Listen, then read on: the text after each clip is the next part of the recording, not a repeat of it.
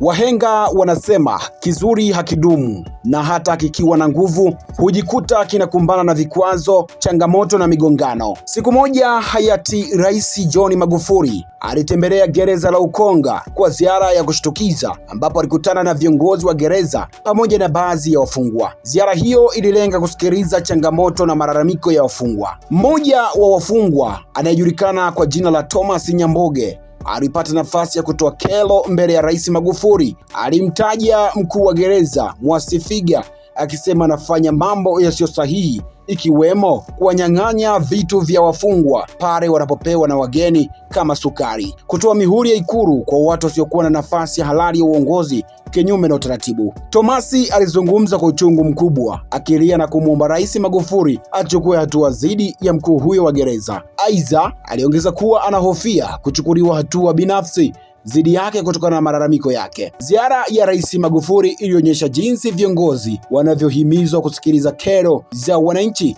hata ndani ya gereza, huku wafungwa wakiwa na ujasiri wa kuzungumza ukweli. Twende tukasikie kilichojiri siku hiyo. Mimi ni Friday Mwangomare na hii ni Baharia TV. Lakini nilitaka nije niwasikilize kidogo, angalau wawili watatu. Haya, nataka mmoja aeleze shida zinazowahusu hapa. Haya, muachie huyo nani azungumze. Mpe maiki bana.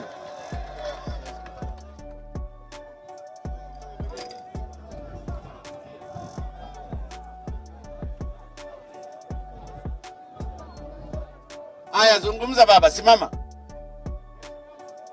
Jamani, msikilizane basi, mimi nimekuja mwenyewe hapa. Mkikaa mnapiga kelele nitaondoka. Unasikia Mheshimiwa Magufuli? Ndio baba. Wewe kuna watu umewapa madaraka wakusaidie kazi, lakini baada ya kukusaidia kazi kama matokeo yake wanaleta vitu ambavyo vitakuna afisa usalama humu.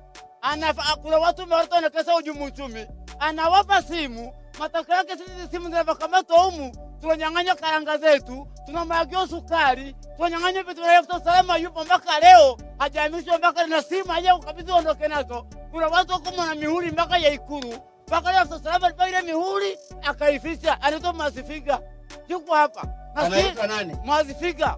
Mwasifiga yuko hapa. Yuko hapa akupe na mihuri na zile simu zote akukabidhi, na wale watu wakwambie. Simama hapa rafiki yangu. Hebu rudia tena. Ni kwamba Mheshimiwa Magufuli, ni kwamba huyu hivi hawa hawawezi wakanizuru, walinipigia kura wengine hapa. Haya, zungumza rafiki yangu. Ni kwamba Mheshimiwa Magufuli, jina lako kwanza. Mimi naitwa Kalikenya Thomas Nyamboge, mfungwa miaka 30. Huyu ndiye afisa usalama alioletewa na makao hapa akusaidie kazi. Huyu ana makundi ya wafungwa humu, wajuaji, wanaleta simu, wanapasuka na zile simu. Huyu anachukua zile simu anawatetea, afu watu yake sisi na kuja sachi, tunamwagia karanga zetu, tunamwagia sukari zetu, akataka ikaje sachi, akatunyang'anya mpaka sabuni, akaenda kutunza mpaka leo. Na mihuri ilikamatwa ya Ikulu. Hebu angalia Magufuli, mtu ana mihuri ya Ikulu, wewe ukae na nini? Kama afisa salama anawatetea na zile mihuri akupe, na zile simu zote zilizokamatwa ukabidhi. Alikuja naibu waziri hapa wakamdanganya kama Mheshimiwa waziri, naibu waziri, ile gereza ni amani. Kumbe humu watu wa shida. Hasa ile mihuri ya kukabidhi na zile simu ya kukabidhi, akwambia kasukulia watu wa gani? Na huyu anasababisha mmoja akatokea humu, vitu vimeletwa, yule anaambia kuna visu, yule anasinzia kwenye benchi pale amekaa tu, ana taarifa. Hasa akupe zile simu na ile mihuri ya Ikulu uondoke nayo. Utajua mtu anakufanya nini kama rais wa nchi hii.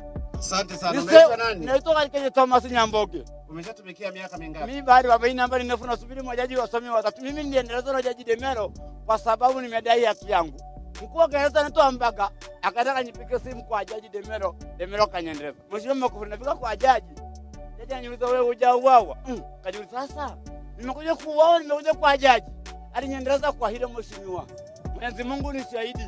Lakini Mheshimiwa Magufuli, afisa salama huyu, ondoka naye mzee. Na kwa utusaidie kwa hilo, ili amani iwepo huko. Ondoka na huyu mzee, usimuache. Ukimwacha atajinzuru. Wala hakuna wa kukuzuru. Wana mbinu nyingi wa mzee Magufuli. Haya, nimekusikia. Wana mbinu kama hizo zisiko nikwambie. Wana mbinu. Mbinu zao zipi? Ngoja nikwambie, hao wanafanyaje? Wakiundwa ni mjuaji, wanampanga daktari. Sasa kwa sababu tilipu hii Jenerali Kamishna matuletea Dr. Msomi. Daktari ndiye amefika hapa, vifo vimepungua. Wanakuchoma sindano na kuua. Na hao sio mmeanza kuua watu. Kuna mimi niko nimepanga nikitoka. Nikujia nikwambie mambo dunia na kile kwa mwenzangu akakutanisha. Nikitoka nitakuletea mambo yote ya jela, yote. Lakini wewe usimwache. Ukimwacha hivi Magufuli, kwa Mwenyezi Mungu utaandika maelezo ya mauaji mheshimiwa. Naomba unisaidie wewe. Haya, nimekusikia. Kaa. Mtu mwingine. Kaa tu wewe.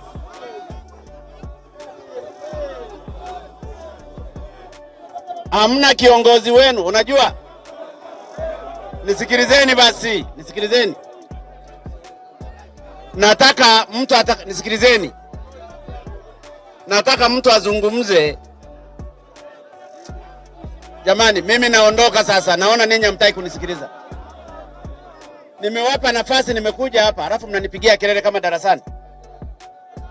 Naondoka kusudi mbaki peke yenu. Sasa ndio maana nauliza, kaeni kimya. Ila kumbe nina kazi Nataka mzungumze, mueleze shida zenu za ujumla, si kila mmoja na shida yake. Kila mmoja na shida yake hapa, hata mimi na shida zangu. Nataka za jumla ambazo mnafikiri mimi kama rais naweza nikazishughulikia. Nataka mahabusu mmoja azungumze.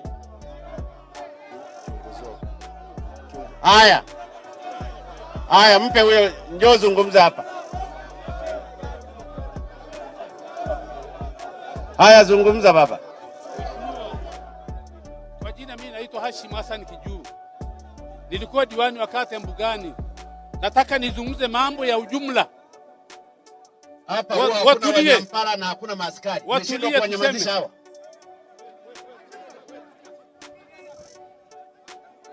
Watulie tuseme amekuja mheshimiwa. Yaani maaskari magereza mmeshindwa kuwanyamazisha hawa.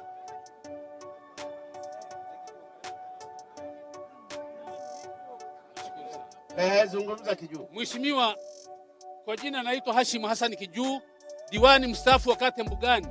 Nataka nizungumze mambo ya jumla. Mnisikilize kwa makini. Amekuja mheshimiwa hapa. Nilikuwa nikiomba dua tangia mwanzo kabla hajawa rais. Wallahi billahi. Leo amekuwa rais na amefika magereza. Niliwaambia atafika. Jumla ni hivi, mheshimiwa, watu nikuambia kwa viesi. Nataka nitoa mfano wa kijana mmoja anaitwa Kurwa, yuko hapa. Ana kundi la watu karibu 4 5 nadhani kitu kama hiki.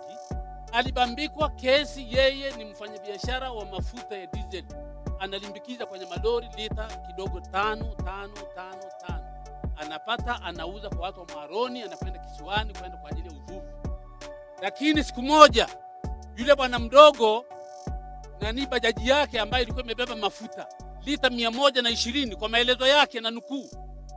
Alipofika pale njia panda ya kwenda halmashauri jiji la Mwanza na kwenda Maroni, ile bajaji iliharibika pale. Alipigiwa simu na yule mwenye bajaji kwamba bajaji imeharibika, tafuta usafiri mwingine. Akasema ngoje nimpigie simu yule mteja alete toroli, marake ni mzigo mdogo tu wa kubeba na toroli. Kila toroli kila dumu nitalipa 1100. Akapigiwa simu, yule bwana anakuja na toroli lake aje afaulisha mafuta. Anapita CCID moja wa Nyamagana, anaona yale ni mafuta, anapigia maaskari waje wachukue yale mafuta. Asante kwa kuifuatilia Baharia TV. Usisahau kulike, kusubscribe, kucomment na kushare.